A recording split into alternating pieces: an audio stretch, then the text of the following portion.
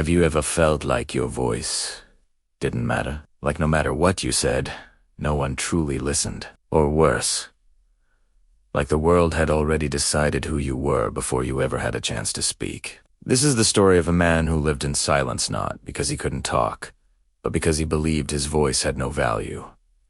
Until one day, technology didn't just change his voice, it changed his life. Ethan Cole was invisible, not literally but in every way that mattered. He worked as a night shift customer support agent in a small apartment outside Chicago. Every night, he answered calls for people who were angry, frustrated, or tired. He spoke politely, calmly, quietly.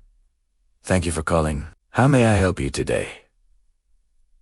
People talked over him, interrupted him, hung up on him, and when the calls ended, so did his voice. Ethan had dreams once, big ones.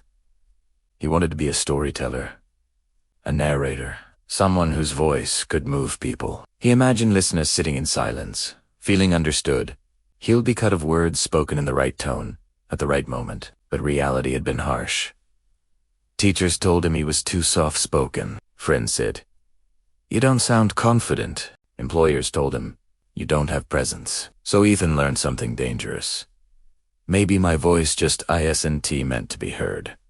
And slowly, he stopped trying. Every night after work, Ethan sat alone in his apartment. No TV, no music, just silence.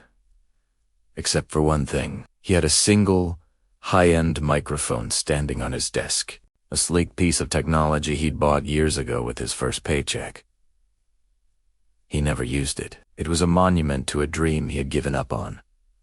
But that night, something was different. A notification popped up on his screen for a new AI voice modulation software.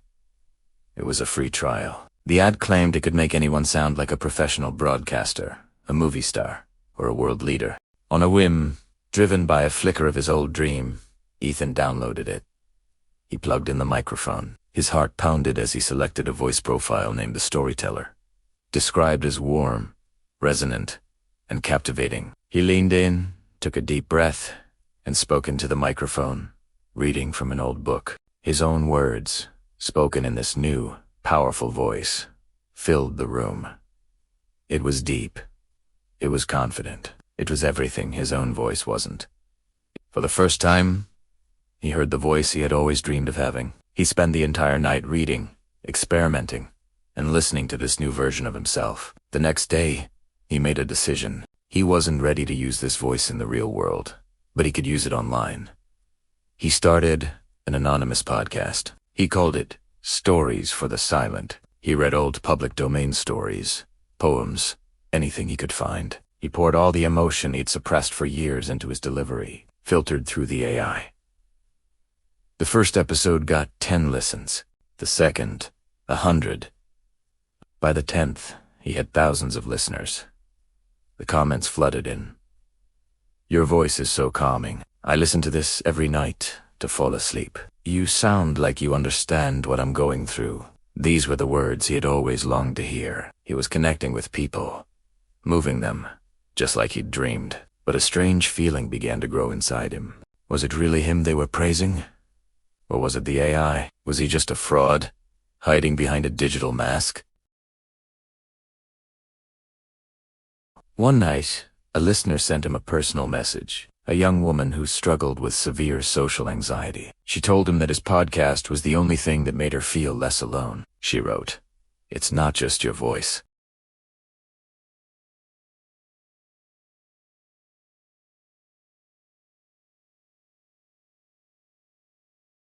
The AI could change the tone, the pitch, the resonance, but it couldn't create emotion. It couldn't create the pauses, the timing, the soul. That was all him."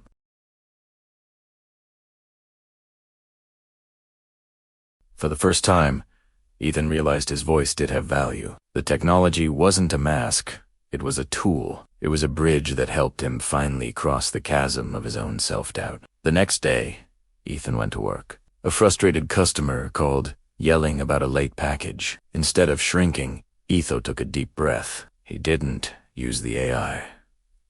He used his own voice, but he spoke with the same intention, the same deliberate calm he used on his podcast. He imagined he was speaking to one of his listeners. "I understand you're frustrated," he said, his voice steady and clear. "Let's solve this together." The customer stopped yelling. He listened. For the first time, Ethan felt heard, not as an AI, not as a character, but as himself. Ethan's journey wasn't about finding a new voice. It was about realizing the value of his own. Sometimes, we just need a little help to hear ourselves clearly, to finally believe that what we have to say matters. Maybe you have a voice you've been silencing too. Ease. Laptop. He listened to audiobooks, podcasts, speeches hours, and hours of voices that sounded powerful, warm, confident. Voices that could command attention without shouting. And every time, the same thought returned. Why can't I sound like that? One night, while scrolling online, Ethan saw something that made his heart stop for a moment. Voice generation and voice cloning by 11. Click. Click. The description said voices could be generated clear, emotional, human. Voices that could sound calm, inspiring, strong, gentle. Not robotic, not fake, real.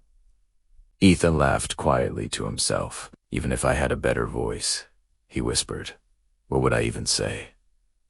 But something inside him stirred. A tiny spark he thought had died years ago. Ethan signed up. Hands shaking, he uploaded a short voice, sampled his own voice, soft and even uncertain. The system processed it. Then he typed a simple line. You are not invisible. You matter. When he pressed play, something unexpected happened. The voice that came out wasn't louder. It wasn't aggressive, but it was clear. Warm. Confident. It sounded like the version of himself he had always wanted to be. Ethan felt tears rise. For the first time in his life, he didn't cringe hearing his own voice. He sat back, stunned. It's still me, he whispered. But it's the me I never learned how to be. That night, Ethan didn't sleep. He recorded more lines, stories.